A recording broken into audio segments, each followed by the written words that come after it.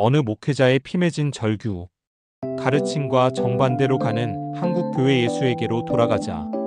지금부터 35년 전의 일이다. 주일 예배를 드리는 중에 목사님이 광고를 하시는데 이 예배를 마친 후에 회의가 있으니 학생들은 다 나가라는 것이다.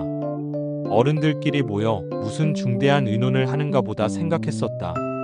이 예배를 마치고 친구들끼리 교회 마당에서 장난을 치며 놀았다. 교회 현관에는 크리스마스 트리가 설치되었고 종각에는 큰 별이 달려 있었다. 이제 며칠 후면 크리스마스다. 그 시절 나는 까까머리 중학생이었다.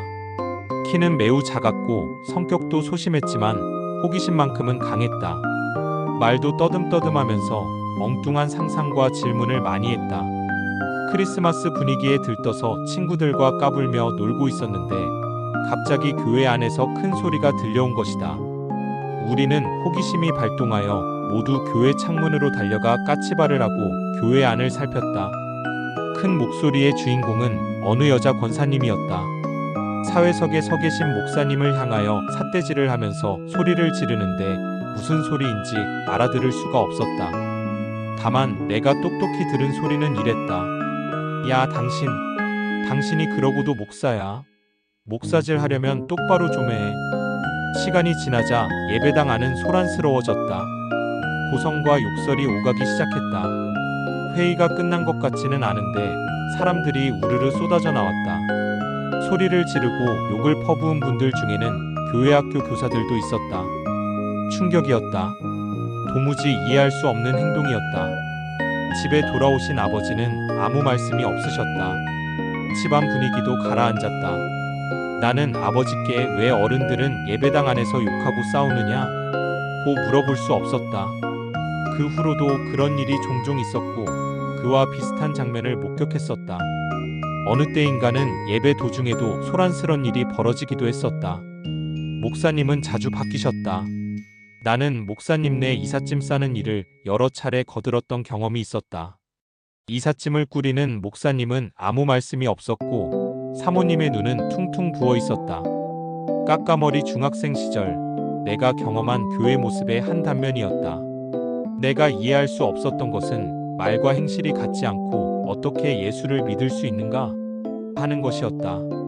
대표 기도를 할 때는 그렇게 간절할 수가 없다. 말끝마다 냉랭한 교회가 되지 않게 해달라고 사랑을 외치면서 예배당은 하나님이 계시는 거룩한 곳이니 뛰어다니면 안 된다고 우리에게 말씀하시곤 어떻게 예배당 안에서 싸울 수 있는가 하는 것이었다. 이런 의문은 쉽게 풀리지 않고 계속되었다. 신앙과 생활이 일치를 이루지 않으면서도 예수를 믿을 수 있는 것인가? 생활이 뒤따르지 않는데 기도와 고백이 무슨 의미가 있겠는가? 나의 이런 의문은 점점 커져갔다. 나는 극히 개인적인 일이지만 우여곡절 끝에 목사가 되었다. 평탄한 길을 걷지 못했다. 신학교 시절 아르바이트를 해서 학비를 마련해야 했다. 이름하여 교육전도사였다. 그것이 1980년부터이다. 그러니 거의 24년 동안 교회에서 선생 노릇을 한 셈이다. 교회에 정식으로 파송을 받아 담임만 18년을 했다. 교육전도사 시절부터 지금까지 나는 수없이 많은 설교를 했다. 그동안 내가 강단에서 설교한 숫자를 계산해 볼까 하다가 머리가 복잡해서 그만두었다. 지난 20여 년 동안 인간이 경험할 수 있는 삶의 현실에 맞닥뜨릴 수 있는 모든 주제에 대한 설교를 시도했다고 생각한다. 그 증거로 수십 건의 노트와 파일이 남아있다. 그것이 목사의 치적이나 자랑거리가 될 수 있을까? 수천 아니 수만 페이지의 설교 중 단 몇 페이지가 제대로 실천되었을까? 그것이 나의 의문점이다. 나는 한동안 교인들은 왜 변하지 않는가? 일주일에도 주일 낮 저녁 수요일 속회 새벽기도 철야기도 등 10번 이상 예배를 드리고 설교를 들으면서 왜 교인들의 인격이 성숙해져 가지 않는가 하는 문제로 갈등했다. 하나님의 사랑에 대해선 전매 특허라도 낸 것처럼 독점하면서 왜 실천이 없는가 하는 문제로 고민했다. 자녀 여러분, 우리는 말로나 혀로만 사랑하지 말고 행함과 진실함으로 사랑합시다. 요일 318. 꼭 10년 전이었다. 부활주일을 앞두고 포천에 있는 은성수도원에서 일주일을 보냈다. 은성수도원에 도착한 다음날 아침부터 많은 눈이 내렸다. 나는 조립식으로 만든 간이기도실에서 곰처럼 웅크리고 앉아 있었다. 사흘째 되던 날 문틈으로 밝은 햇살이 쏟아져 들어오는데 그 투명한 빛에 내 온몸이 포로가 되는 듯한 기분이 들었다. 그 작은 문틈을 비집고 들어오는 빛이 얼마나 강렬했던지 내 온몸이 전기의 감전이라도 된 듯이 떨렸다. 그때 까까머리 중학교 때부터 갖고 있었던 나의 의문점이 풀리기 시작했다. 꽁꽁 닫혔던 내 영혼의 문이 열리는 순간이었다. 그것은 바로 내 안에 그리스도가 없었기 때문이었다. 내 마음에, 내 삶에, 내 영혼의 그리스도가 부재했기 때문이었다. 왜 교인들이 사랑을 말하면서 싸우는가? 왜 신앙과 생활이 일치를 이루지 못하는 것인가? 왜 교인들이 수없이 설교를 들으면서도 성숙한 인격을 갖지 못하는 것인가? 단 한마디로 예수를 모시지 못했기 때문이었다. 나의 오래된 수수께끼는 이렇게 해서 풀리게 되었다. 내 의문이 풀리자 나는 방문을 활짝 열었다. 가슴이 갑자기 뜨거워졌다. 도저히 방 안에 있을 수가 없어 밖으로 나갔다. 그리고 산으로 허위단심 뛰어 올라가 눈사람처럼 굴렀다. 그리고 미친 듯이 울었다 웃었다를 반복했다. 그때의 경험은 나에게 새로운 삶의 전기를 만들어 주었다. 교회에 새로운 이상향이 있는가? 나는 그 모든 핵심이 예수라고 본다. 오늘의 교회가 예수를 설교하면서 예수의 가르침을 실천하고 있는가? 교회의 각종 프로그램에 예수가 계신가? 심지어 예수의 이름으로 기도를 하고 온갖 행사를 하는데 그 속에는 예수가 없는 듯하다.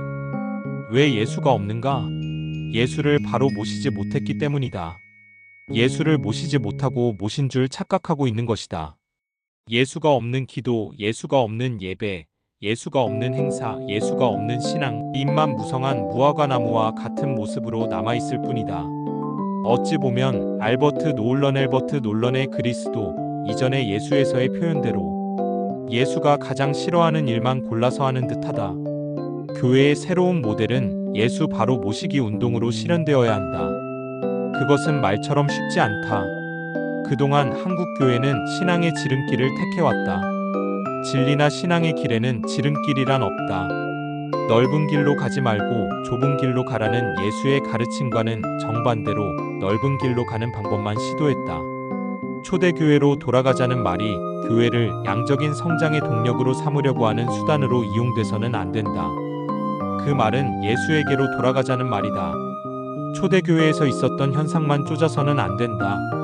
예수의 가르침의 핵심, 진수로 돌아가야 한다. 성령을 인간의 욕심을 채우기 위한 방편이나 도구로 이용해서 안 된다. 나는 이런 상상을 해본다. 오늘의 한국교회가 예수께로 돌아가면 제일 먼저 감독이니 총회장이니 하는 감투 싸움은 없어질 것이다. 내가 초대를 받거든 가서 맨 끝자리에 앉아라. 그러면 너를 청한 사람이 와서 너더러 여보게 윗자리로 올라앉게 하고 말할 것이다. 그때에 너는 너와 함께 앉은 모든 사람 앞에서 영광을 받을 것이다. 룩 410 오히려 가장 가난하게 사는 목사가 존경받는 목사가 될 것이고 감독이나 총회장은 시골 구석에서 수십 년 동안 이름도 없이 빚도 없이 교회를 섬기며 살아온 목사가 추대될 것이다. 지금처럼 돈으로 표를 사고 파는 그런 사기 행각은 없어질 것이다. 교회 성장이라는 이름으로 교인 빼앗기 쟁탈전도 사라질 것이다. 교회는 나눔과 섬김의 모습으로 예수가 제자들을 위해 바치신 기도의 내용과 같이 모든 교회가 하나라는 연대의식과 형제의식을 갖게 될 것이다.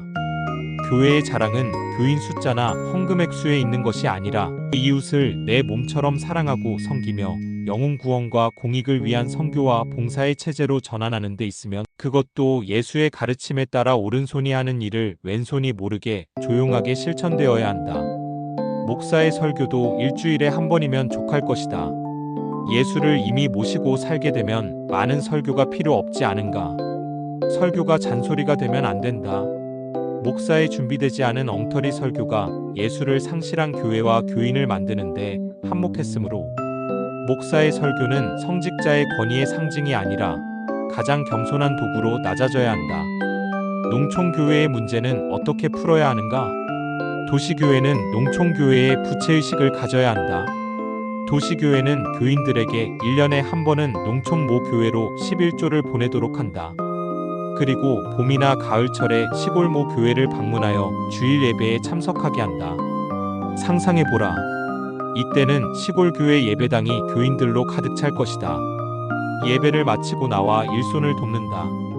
이런 모습은 이벤트나 일회성으로 끝나는 것이 아니라 시골교회와 도시교회가 형제교회로서의 일체감을 갖게 하는 공동체의식의 발현이다.